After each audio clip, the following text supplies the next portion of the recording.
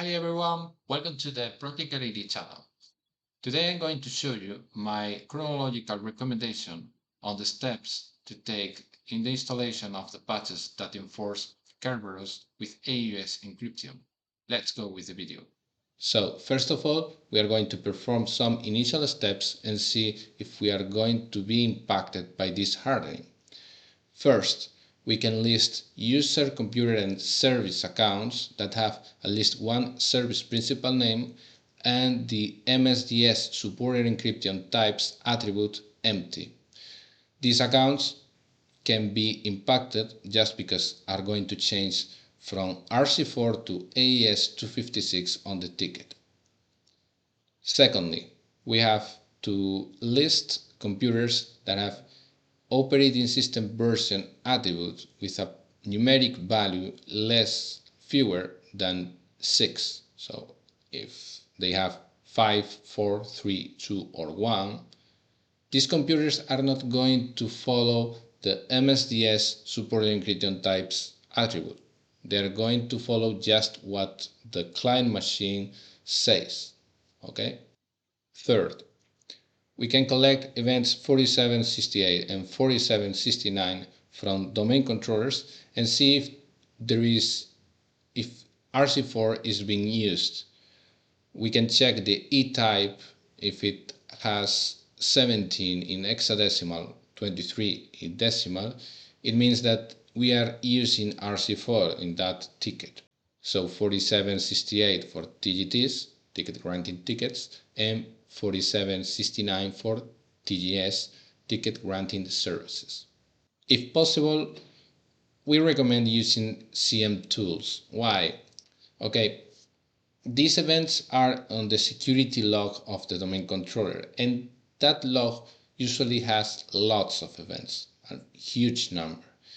In big environments, you can have like only 1 or 2 hours of events from this log. So maybe you are losing a lot of tracking. So that is why we recommend using CM tools. And also, for example, if you have 20 domain controllers, it is better to just use one tool rather than going to each domain controller and run scripts like Microsoft's ones, that there are two that are very helpful, to be honest. Get Kerb encryption usage.ps1 and list account keys.ps1 that are published on the Microsoft documentation. Fourth, install the January cumulative update on domain controllers. This update doesn't have any impact at all from Kerberos perspective. It is just reporting events that can help us anticipating the problems that can happen with Kerberos hardening. So we are going to have 9 new events that will help us on this hardening process. So just install it. Also, we are now in June, maybe you are watching this video later. It is time to update your domain controllers for sure. Fifth, obtain the events 201, 202, 206 and 207 from the domain controllers. The other events are also helpful, but they are not being triggered yet, at least if you are not installing more updates or creating some other registry keys. Also, check the default domain supported enc types registry key in each domain controller, because this changes the service account tickets. They are going to be generated with a different Kerberos encryption type if we have created this registry key. Now we have all the data that we require. Now we can analyze them and inform the accounts responsibles and say, hey, your account can be impacted when we are going to perform this Kerberos hardening. So, first, with services that doesn't have the SPN and doesn't have the MSDS set, say they are going to change from RC4 to AES 256. So we can migrate whenever you want before installing any update or before forcing any hardening, we can force just your account, your service account, to start using AES. And if nothing happens, then great. We can continue with this value, and the hardening will not affect you. Okay. Then devices with operating system version attribute with a value that is numeric and lower than 6. We can clear this attribute and set the MSDS set to 24 just to use AES 256 and AES 128. If this does not make any change, if nothing breaks with this change, then perfect, we are prepared for the hardening. If it affects, well, we can revert these values and see what we can do to improve before the hardening. Okay. Then devices without AES support, so devices that have the MSDS set with a value lower than 8. If they are Windows, we can just check if they have the GPO that says, well, there is a specific setting saying network security configure encryption types allowed for Kerberos. Okay. If you change that setting and just check AES 128 and AES 256, then these values should change, okay, in those computers. If the machine is Linux or other operating system, I just can recommend to check it out, to check if has AES support, and maybe changing the MSDS set to a value that is 16 or 24 to just use AES 256, AES 128. Then from the events 201 and 206, we can communicate to the machine owners. So the client address IP that shows up on the event tells us the machine that is saying, oh, I can only use RC4, or I want to use RC4. So we must communicate to the owner, to the responsible of that specific machine, that something is going to break when we are performing the hardening. Maybe that machine has a configuration file like KB5073381, okay, maybe it has some kind of Kerberos configuration implementation, okay, and needs to be changed to use AES 256 instead of RC4, okay.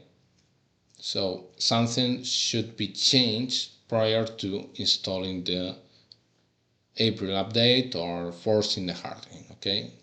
Those events alert us for things that are going to break. The same thing for events 202 and 207, but these are for service accounts that perhaps are not compatible with AES 256 and AES 128.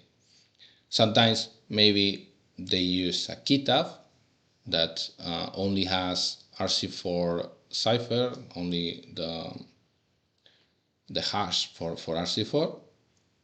Sometimes those accounts needs a reset. For example, if they are accounts old enough, like from 2007, okay, when AES 256 didn't exist in Active Directory, then if the password wasn't changed in this whole time, then doesn't have an AES hash. So with a reset, this will be fixed.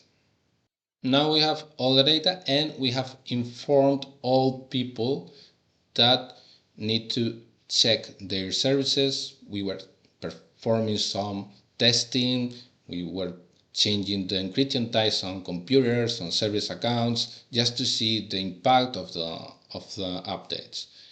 So at some point we must think on, okay, now it's time to go to the hardening, right? What we can check prior to actually install the updates? Well, first, for sure, January's update should be installed on all DCs. Otherwise, we will not have enough auditing to check the possible impact of these updates. Then there are no events 201, 202, 206 or 207 in the last 7 foreign days. Okay, maybe we had them, but we fixed the things and now they are no longer these events. One more thing that we can check is if there are tickets or session keys in RC4. This can be checked in events 4768 and 4769 on domain controllers. If there are no events showing RC4, the E-type 17 in hexadecimal or 23 in decimal, if there are no events 4768, 4769 showing this E-type in the last 7 to 14 days, then RC4 is not being used at all. Okay, so it's great. Then the default domain supported enctypes registry key, if it doesn't exist, great, we are in page with the hardening.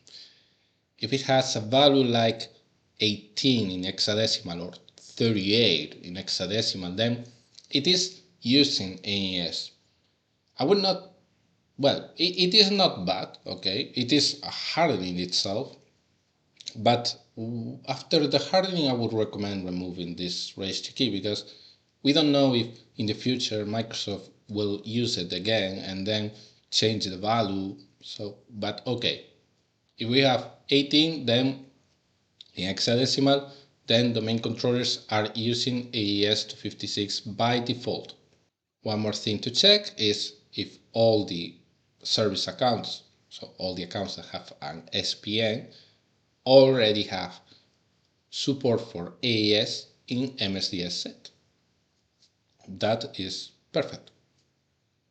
The problem is if we don't have set up MSDS set, or if we have a different value, like 4, that is just RC4, but if doesn't have, if in the case that has 24, that is for AES, 256 and 128, great. One more point is checking the computers if they have support for AES.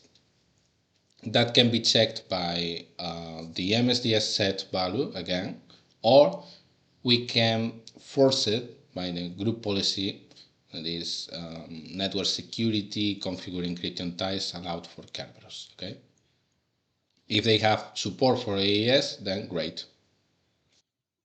The last check is to see if the computers have the operating system version attribute with a value lower than 6, with a numeric value lower than 6. If there are no computers with these specific values, then they seem to be AES compatible, okay? But we can check also the events 4768, 4769 for the advertised encryption types, okay? So there is a moment where we need to perform the Kerberos hardening, right? And now it is time about to perform it. We can go step by step. After performing the other things that we mentioned on previous slides, we can still go from minimal impact to maximum impact, okay? So going from registry keys that doesn't make a big change to registry keys that make a great big change. So what we are recommending, okay, in the previous video I have mentioned on the workarounds, is creating a group policy object where we create, change, remove registry keys on domain controllers. So we can use the domain controllers organizational unit, OU, and create this group policy object to just change the registry keys that we require. The first registry key is default domain supported enc types. If we create this registry key with a value of 18 in hexadecimal or 24 in decimal, then it is exactly the same as the update of April update or July update performs in the default supported enc types for service accounts. So instead of using RC4 on tickets, by default it is going to use AES 256 in tickets on services that don't have the MSDS set. Okay, if we create this registry key and nothing happens, I mean there is no impact, that is very probable, then we can go to a further step. We can create the RC4 default disabling phase registry key with a value of 2.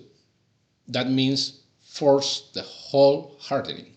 Okay, if we have installed the January update but not yet the April update, then we can force it just with this registry key.